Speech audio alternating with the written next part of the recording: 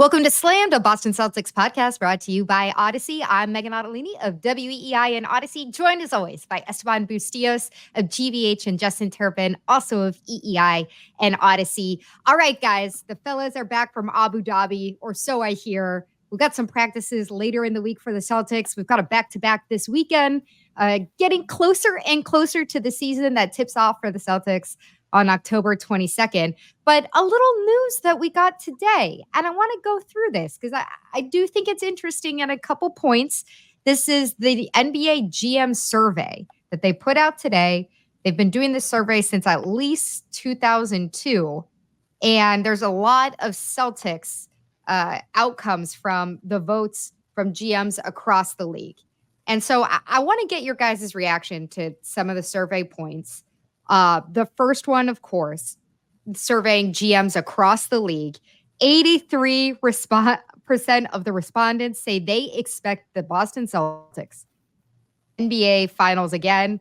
The runner-up to that is OKC, one of our little pet projects, I think, from last year, trying to raise the profile of OKC. They only got 13% of the votes. So 83% of GMs around the NBA think that the Celtics are going to win the championship, be the first in quite a while to repeat titles. What is your guys' reaction to that? I'll start with you, Esteban. My first reaction is breaking it down even further, looking into the Eastern Conference rankings. It's a really, I'm fascinated to know how this voting worked because 97% said Boston wins the East. Mm-hmm. And then no other team received any percentage of first place votes except the Cavs, who come in fourth place overall. So I don't know how that works. I mean, clearly, I think someone in Cleveland is voting for themselves. But do you think is it possible that Brad voted against the Celtics to further motivate Joe Mazzulla and the rest of the team for the bulletin board material? I like Mazzulla that. slapping that up in the locker room, saying that they don't believe in us. They don't believe in us. I like that. I like that conspiracy theory. No, I mean, I think when Jaylen Brown was on Hot Ones, I don't know if y'all saw that, and he said the Celtics win the championship again if they stay healthy. And I think, obviously he's a bit biased, but that sounds about right, given how well they did, and if things stay relatively the same, and Porzingis can come back and be healthy, I can see. I will say too, the GM survey does not always, historically, doesn't necessarily mean it aligns with what actually happens. No. This is just it's kind of like a pulse of where the respect is, right from the GMs. Yeah, I think it's fairly accurate. I am also fascinated too that the Knicks are ahead of Philly in the Eastern Conference predictions, especially because Philly had more second place votes. But that's just that's more of an interesting nugget. But yeah, I think it tracks. I was actually just reading into it. General managers are not permitted to vote on their own team or personnel. So that means Brad Stevens has the Cavaliers win, or the best team, second best team in the East, assuming he thinks his team's the best. But that means Brad is most threatened by the Cavaliers in the Eastern Conference, which I don't necessarily hate. But the number that stuck out to me is just that 83%. Like, that's insane that 83% of league GMs think the Celtics are going to repeat. It kind of brings me back to what Kendrick Perkins said on ESPN a couple weeks ago, where he said no teams fear the Celtics. Turns out that is 100% false, because all these GMs are picking the Celtics to repeat as champions. And another thing that really stuck out to me too is there's 83% votes for the Celtics, 13% for the Thunder, and then 3% for the Mavericks. So it's not even particularly close when you're even looking across the league. It seems like there's just very few select teams that they're actually picking.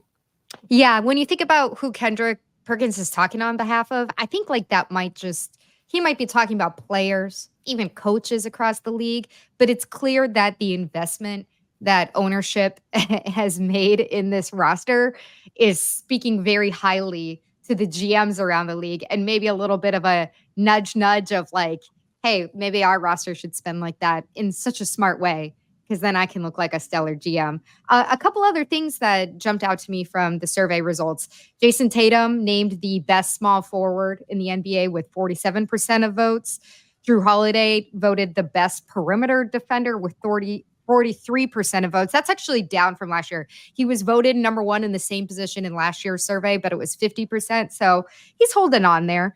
And then the best defensive team. Celtics got that with 57% of votes, which is up from them getting the same first position in this survey last year defensively, but they only had 47% of votes. So just a little bit more respect there for them defensively, which I think is a nice look because everybody knows them as a three-point shooting team. They know them as a team that has had defense in their DNA in previous iterations with the Jays, but that's really emerged as another point of respect for other GMs around the league. I think it's a good indicator for Joe Mazzulla and I guess at least how he's messaging and presenting the team. I will say, getting back to like Tatum being named the best small forward, I mean, I guess technically he is, but he also doesn't play that position for the Celtics. Yeah, he's a little further down when he's power forward ranked. Yeah. Or as you say, hopefully you want to see him be at the 5 just to mix things up a little bit. But I guess it kind of speaks to the ambiguity of positions today because, yeah, I mean, I don't think we think of Tatum as a small forward, especially because that is, if we're talking about what's on the floor with the Celtics starting 5, that's where Brown is. So that part's a little weird. But then you look at like who else received forwards, like who else received votes in that specific category. Now, Luka Doncic was tied at 2, but everybody feels he's a point guard, and he received the most votes for best point guard too. So it is funny how these votes sort of shake out when it comes to the positions themselves. But I mean, I think it's safe to say most people feel he is one of the best 2 forwards in the league right now, regardless of position. And you kind of saw that reflect a little bit in the who's the most versatile player in the NBA, because Tatum was 3rd behind just Giannis, LeBron, and KD, or he's tied with KD for 3rd. So that versatility did kind of get some credit there.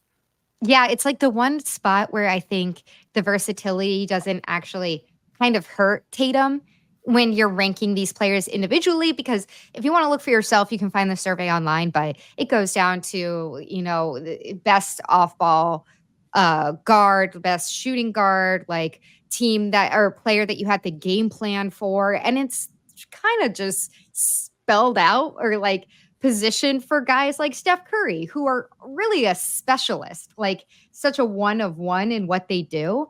And for Tatum, like sometimes I think he doesn't get all the specific accolades that someone like that does because he's really good everywhere.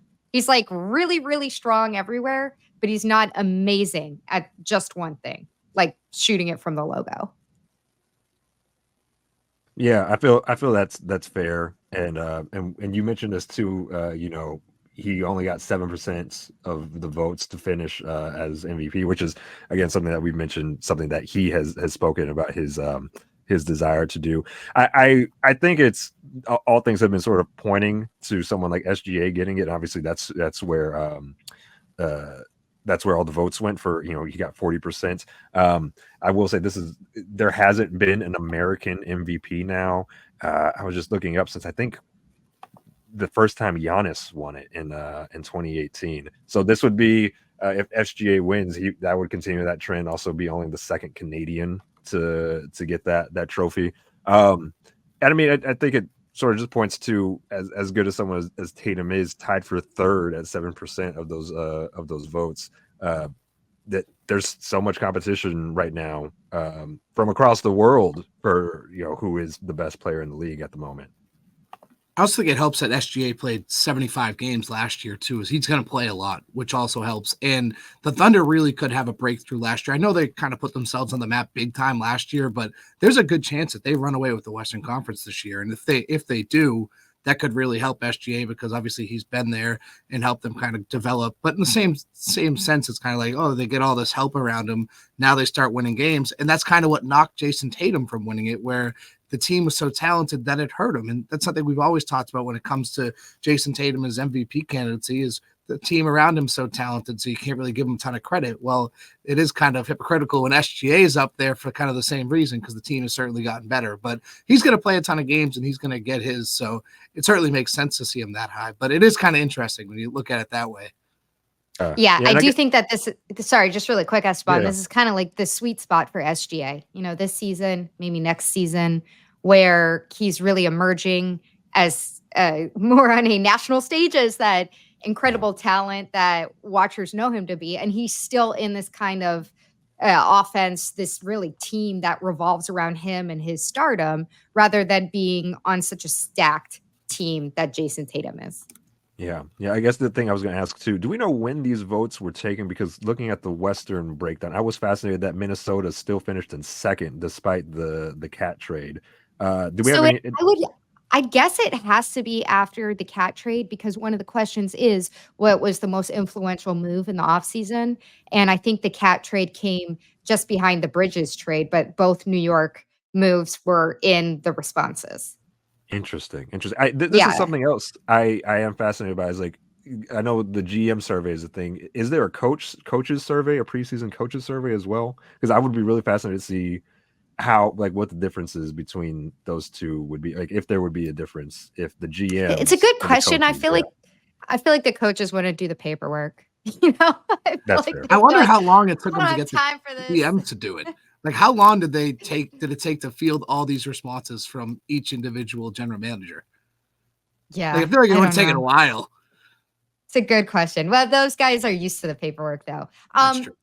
If you guys have any further thoughts before we move on to our other big discussion topic today, because I think this is going to be a fun one, and I really want to get your guys' opinions on this as not just local media members, but as people who live in Boston, because we got a Boston-centric question that I want to get to. The only other thing I would point out, Joe. Yeah, I'll go ahead. I'm sorry. What did you say? What did you say, Turp?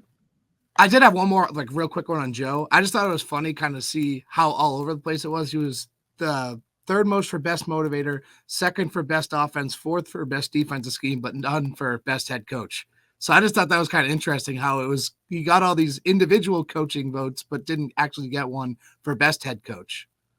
Yeah, it's more like they like his vibes, but they're not sure that they're invested on everything with him yet. You know, going into his third year, but the vibes are there. Yeah. The only thing I would say to note, it was interesting to see that Jaylen Brown also got MVP votes.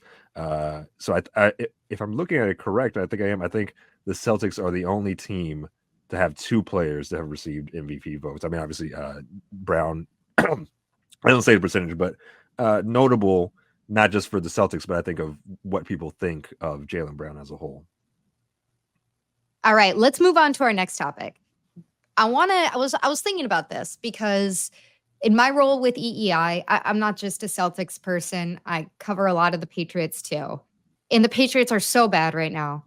And it's such a divergence from who they were for 20 years, going back just 5 years ago. And even that little blip of a season that you had going to the playoffs with Mac Jones in 2021. And I was thinking about the comparison between how bad the Patriots are and how excellent the Celtics are. And yet, anecdotally, it still feels like in conversation, in local broadcasts, in the newspapers or websites, as much as people read them, that the Celtics are still the afterthought in the market. And they're not for me, but I feel like anecdotally, they're still further down on the list of teams and fandom. And this is not a scientific exercise.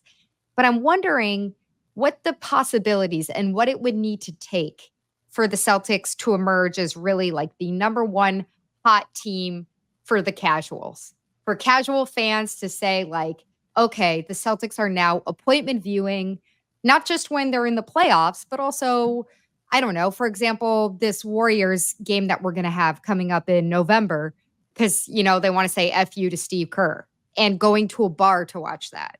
You know, what does it take for the team to get to that point? So I'll put this out there to you guys, and then I'm gonna run through a couple of teams where I think you've actually seen this happen with NBA teams in different markets. And so, do you guys feel like this is even a possibility with this particular iteration of the Celtics? Turp, you're the only local, so why don't you start? I think it absolutely is. I mean, looking at how dominant that team was last year, in a way, it's so tough to compare sports like across the thing, but like they were as good as like the old Patriots teams used to be, just rolling through everybody, cruising to the championship, winning championships. And now people are looking at this team and the way it's constructed right now. And I understand the CBA will complicate things, but just in the short term right now, it's like they have the chance to be the next dynasty. And that's kind of what's always attracted sports fans to different organizations is when are we going to win? How are we going to win? How much are we going to win? And that's why the Patriots had the attention for so long. It also helped that football is just king. Like everyone watches football. That's the one sport that everyone watches year round, no matter who's playing. Like even if it's like Panthers, Bears, and like a Thursday night football, people are still going to tune in. That's just how powerful football is. But when looking at the Celtics team, like they are that dominant, and they are, if they win this year, you do start having dynasty conversations. And that's what brings people to certain franchises and organizations. So I think as long as the Patriots continue to suck, and right now it doesn't look like there's any end in sight for that, and the Celtics continue to tear through teams like everyone thinks they are, clearly even half the league thinks they are, with 83% of the GMs picking them to win it all, I think it's all going to come naturally, and people are just naturally going to gravitate towards this team. Yeah, it's interesting because, coming from Dallas, like I've sort of thought about this in a different way, where I feel like the Boston teams are a rare place where everybody cares about them almost equally, in a sense, right? Like there is an intense just passion for each team, whereas like back home, it's the Cowboys are first, no matter what. Like even if they're absolutely miserable, like what happens to them, people will be talking about the Cowboys moves, in June. If the Mavericks are in the finals, the Cowboys still may come first in the newscast because they're the Cowboys. And here, I do feel like it is actually fairly equal amongst the passion of the Boston fan base as a whole, which is, I think, a pretty unique thing, especially when it comes to hockey. Like people, I think, genuinely care about the Bruins on the same level, which is not a normal thing. Esteban, I feel like that, and again, this is totally anecdotal. I don't have the local TV broadcast numbers in front of me or anything like that, but in a way, I think that kind of hurts the Celtics locally, because not only is it another team in the Bruins that have they're taking you away, but those teams are in direct competition with each other on one another on many nights of the regular season. And then in the playoffs, they try to avoid it a little bit, especially if both teams are supposed to be home. You can't do that at the same time, sharing a building. But it's funny, like I do feel like there's a slight competition locally between those two teams. And it's interesting to me because you see the direction that the Patriots and the Red Sox have both moved in over the last 5+ years, where quite frankly, those teams are just not competitive the way that they had been when they were taking up all the air in the room of the local landscape in terms of sports for the last, many decades. And I think like the last time that this could have really happened, quite frankly, not a time that any of us were around, so can only speak from what you've seen, read, and heard, would be the 80s Celtics. And at that time, the Patriots were, like a JV team for most of it in the NFL. And so the competition there was really the Red Sox, which was the number one team in Boston. Right. Well, and the Patriots, I think they did make a Super Bowl during the 80s at the Bears, right? They played the Bears, I think, in New Orleans. But still, yes, the point stands. So, but to your original question, yeah, I think this is sort of the chance for, again, I don't think there's in Boston where one team takes over, but for the Celtics to maybe have like that primary position. I think even a little further than that, something I also thought about is when Tom Brady left first the Patriots and then retired, that sort of left a hole for like, oh, this is sort of the Boston person, right? Like this is sort of representative of all of Boston sports. And for, again, like 20 years, that was Brady. I think that could be Tatum. Like we'll see what that happens, but that's right now I think Boston as a whole sort of missing that Brady sized hole of like, this is like the icon of sports in the city. I think given how well the Celtics did last year, how well they're poised to do at least for this next season. Who knows what happens with all the contracts and stuff, but I think it leaves an opportunity for someone like Tatum to sort of fill that void as well. And kind of to that point, we're starting to see, like, were these Patriots fans Brady and Belichick fans, or are they actually Patriots fans? Like, sure, it's always nice when you're winning, but all the winning goes back to those two guys. Like, it's just them. So now, to Esteban's point, you have a guy like Jason Tatum, and you can put Jaylen Brown in there too. Can those guys and Joe Mazzulla, can they build what the Patriots had? And again, it's so hard to do that. It's like unprecedented success that they had. They had 2 dynasties in a 20-year span. That's just unheard of. It never seen it. So it'll be hard, but I mean, we're starting to see like they're gravitated towards winning. That's what Patriots did for all those years with Brady and Belichick, and now Tatum, Brown, and even a guy like Missoula. If those 3 stick together, they have the chance to kind of replicate what that was. So I worked on this little exercise where I wanted to compare. Football is still king. Like, football rules everything. And I think we all know that. You don't have to have the Dallas Cowboys in your market. Maybe the Patriots it's a little different because Boston sports fans are so invested in their teams. But in most markets, football eats everything. And so I was looking around at different markets that have a football team and a basketball team, and instances where I really think the basketball team overtook the fan base of that city, like sat in the number 1 spot in that city. And the examples I came up with, and tell me which one you think the Celtics would be closest to here, realistically. I've got the Pistons, bad boy Pistons, from 86 to 91. During that time, they had 2 titles. And during that time, the Lions had 1 winning season in 91 when they went to the NFC championship game and lost against Washington. Second one, obviously, the 91 to 98 Bulls. During that time, 6 titles, first or second finishes in the East every year, except for the weirdo Michael Scott playing baseball time. And during that time, the Bears had 5 losing seasons, only made the playoffs twice, and they were both exits during the wild card round. And then finally, the most recent one that I think people are probably going like, oh, what about is the Golden State Warriors from 2014 to 2019. They were always finishing first or second in the West, win 3 titles just during that time. We all know how they got the 4th. And during that same time, the Niners went 8-8, 5-11, 2-14, 6-10, 4-12, before ultimately in 2019 going 13-3 in that last year and making the playoffs. So I don't think I think to be able to overtake football, your football team locally really has to look like they're totally out of it. And in most of these situations, yeah, like Bears fans are always going to be big Bears fans. The Niners have NFL royalty in their own right. The Lions always suck. But I think you look at those situations and you go, it was except for this year. And I mean, traditionally, they've been very good recently. But I'll just say, I think it's like, it's kind of, maybe this is the opportunity for the Celtics because it does line up that you're irrelevant as the Patriots right now, for being realistic. And the Celtics are looking just as talented and incredible as those 3 dynastic teams, at least compared to their position in the rest of the league. Do the Lakers count? Because I feel like the Lakers are the biggest team in LA consistently, but it's a little weird to think about because they've had NFL teams like the Rams were there for a minute, and then the Raiders for a little bit too, and now obviously the Rams and the Chargers. So does that count? Do they sort of count? I feel like they're because.